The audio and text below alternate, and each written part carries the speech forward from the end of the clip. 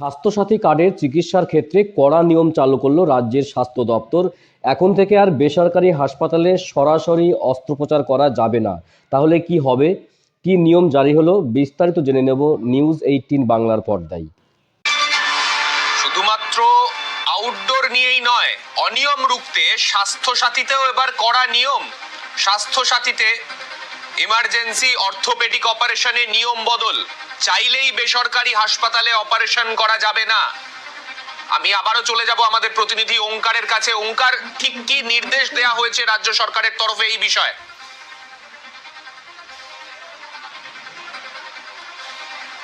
দেখো, অনেক ক্ষেত্রেই দেখা যাচ্ছিল যে অর্থোপেডিক অস্ত্রোপচার যেগুলি সরকারি হাসপাতালে সম্ভব, সেগুলি কিন্তু অনেক ক্ষেত্রেই রোগীরা তারা সরাসরি স্বাস্থ্যসাথী কার্ড নিয়ে বেসরকারি হাসপাতালে চলে যাচ্ছিলেন এবং সেখানে গিয়ে তারা অর্থোপেডিকের চিকিৎসা করছিলেন।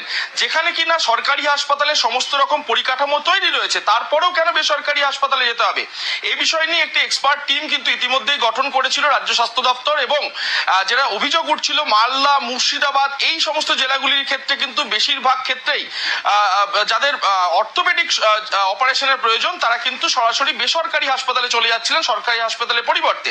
এই হাসপাতালে যাবেন এবং সেখানে গিয়ে চিকিৎসককে দেখাবেন। এমার্জেন্সি ক্ষেত্রে যদি দেখা যায় যে তার তখনই সেই সরকারি হাসপাতালে তার অস্ত্রোপচার করা সম্ভবপর নয়, তখনই কিন্তু সরকারি চিকিৎসক তিনি লিখে দেবেন এবং তারপর তার ভিত্তিতে, সেই সরকারি নথির ভিত্তিতে বেসরকারি হাসপাতালে এমার্জেন্সিতে তার কিন্তু অস্ত্রোপচার করা যাবে। অর্থাৎ স্বাস্থ্যসাথীতে অর্থোপেডিক বিভাগের যে চিকিৎসা বা যে অস্ত্রোপচার, সেই অস্ত্রোপচারের বিষয়ে কিন্তু এবার নতুন নির্দেশিকা জারি করলো রাজ্য স্বাস্থ্য দপ্তর। এক্ষেত্রে যে বিষয়টি বলছিলাম যে বিভিন্ন সময় অভিযোগ ওঠে যে রোগীরা কিন্তু স্বাস্থ্যসাথী কার্ড নিয়ে গিয়ে সরাসরি বেসরকারি হাসপাতালে তারা অস্ত্রোপচার করিয়ে নিচ্ছেন, যেখানে কিনা রাজ্য সরকারের সমস্ত রকম পরিকাঠামো প্রস্তুত রয়েছে। তাহলে কেন বাইরে যেতে হবে? সেই বিষয় বা সেই ভাবনা থেকেই মাথায় রেখেই যে নির্দেশিকা নতুন করে দেওয়া হয়েছে তা হচ্ছে গিয়ে যে যিনি আহত হবেন তিনি কিন্তু সরকারি হাসপাতালে 48 ঘন্টার মধ্যে দেখাবেন এবং দেখানোর পর সেখানকার সংশ্লিষ্ট চিকিৎসকের ছাড়পত্র মিললেই বেসরকারি হাসপাতালে তিনি যেতে পারবেন এবং সেখানে গিয়ে তিনি অস্ত্রোপচার করাতে পারবেন। বেশ, ধন্যবাদ ওঙ্কার।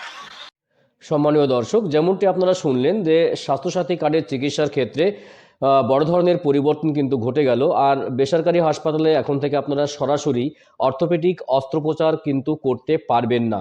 সেক্ষেত্রে আপনাকে দুর্ঘটনার 48 ঘন্টার মধ্যে আগে সরকারি হাসপাতালে রোগীকে ভর্তি করাতে হবে। সরকারি হাসপাতাল ছাড়পত্র দিলেই তবেই কিন্তু আপনি বেসরকারি হাসপাতালে সেই অর্থোপেডিক অস্ত্রোপচার কিন্তু করতে পারবেন। কেন সেই নিয়ম চালু হলো না, বিশেষ করে মালদা এবং মুর্শিদাবাদ এই সমস্ত জেলায় অর্থোপেডিক অস্ত্রোপচারের ক্ষেত্রে বেসরকারি হাসপাতাল বলুন বা নার্সিংহোম বলুন, এগুলো কিন্তু অনিয়মের অভিযোগ কিন্তু এসেছে এখান থেকে, এবং এই অনিয়ম রুখতে নয়া সিদ্ধান্তর পথে হাঁটলো রাজ্যের স্বাস্থ্য দপ্তর এবং বা রাজ্য সরকার। তো এছাড়া বেসরকারি হাসপাতালের অর্থোপেডিক অস্ত্রোপচারের ক্ষেত্রে যথেষ্ট পরিমাণ পরিকাঠামো রয়েছে সরকারি হাসপাতালে। তো সুতরাং রোগীর অর্থোপেডিক অস্ত্রোপচার সরকারি হাসপাতালে করাটা কিন্তু বাঞ্ছনীয় বলে মনে করছেন রাজ্য স্বাস্থ্য দপ্তর। তবে বেসরকারি হাসপাতালে আপনি চিকিৎসা করাতে পারবেন, সেক্ষেত্রে কিন্তু আপনাকে ছাড়পত্র নিতে হবে।